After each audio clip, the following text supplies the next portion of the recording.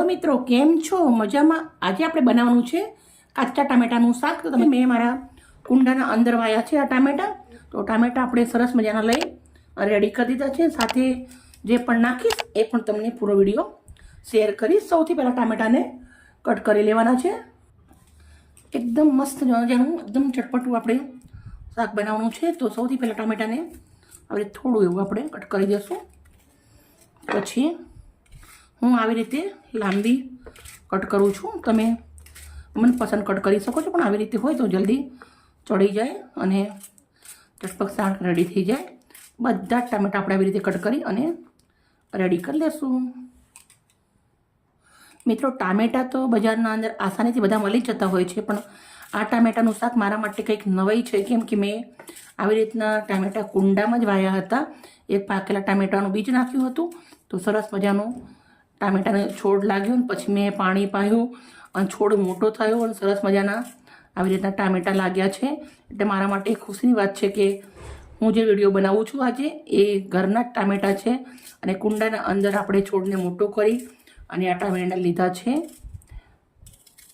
ટામેટા રેડી થઈ ગયા છે. કઢાઈ લીધી છે, એના અંદર 2 મોટી ચમચી તેલ ગરમ મૂક્યું છે. તેલને સરસ ગરમ થવા દેશું. તેલ ગરમ થઈ ગયું છે. ધરાવી અને જીરું નાખું છું. થોડી નાખવાની છે હિંગ, ઝીણી સમારેલી 1 નંગ ડુંગળીને તેલના અંદર સાંતળી લેવાની છે. હવે આપણે થોડુંક આદું, થોડું લસણ અને થોડા લીલા મરચાં. ડુંગળી આપણી સરસ મજાની મેં શેકી અને રેડી કરી દીધી છે. હવે ડુંગળીના અંદર આપણે મસાલા કરવાના છે. મસાલા કરી લેશું. 1 ચમચી ભરી કશ્મીરી મરચું નાખું છું. અડધી ચમચી હળદર નાખવાની છે. અડધી ચમચી મીઠું નાખું છું, તમારા સ્વાદ પ્રમાણે નાખવાનું. 1 ચમચી દાણા જીરું નાખું. સરસ મિક્સ કરી દઈશું. ગેસનો તાપ ધીમો કરી દઈશું. હવે આપણે આના અંદર પાણી એક જરા નથી નાખવાનું. 1 ચપટી જેટલી ખાંડ નાખી દઉં છું. ખટાશને બેલેન્સ કરશે. હવે આપણે જે ટામેટા છે સમારેલા એ નાખી દઉં છું. ટામેટાના અંદર પાણી હોય એટલે એ પાણીના અંદર જ આપણે આ શાક ચડી રેડી થઈ જાય.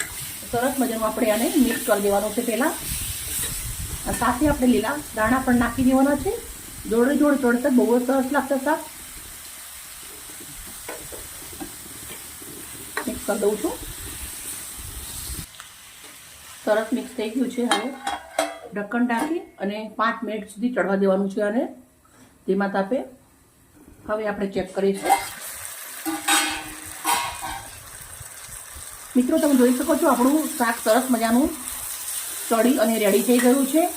પાણી જે ટામેટામાંથી છૂટ્યું છે મસ્ત ગ્રેવીના અંદર લથપથ થઈ ગયું છે. હવે આપણે ગેસને બંધ કરી દઈશું.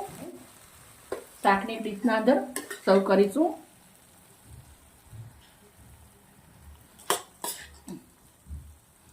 આ શાક અમે ઉદયપુર ગયા ત્યારે એક ધાબા ઉપર ખાધું હતું. પછી હું ઘરે અવનવર બનાવું જ છું. બહુ જ સરસ બને છે. આજે તમારા જોડે મેં વિડીયો શેર કર્યો છે. ઘરે ટામેટા લાગ્યા હતા એટલે મારો વિડીયો સારો લાગ્યો તો પ્લીઝ મને લાઈક કરજો અને દોસ્તોને અંદર શેર કરજો.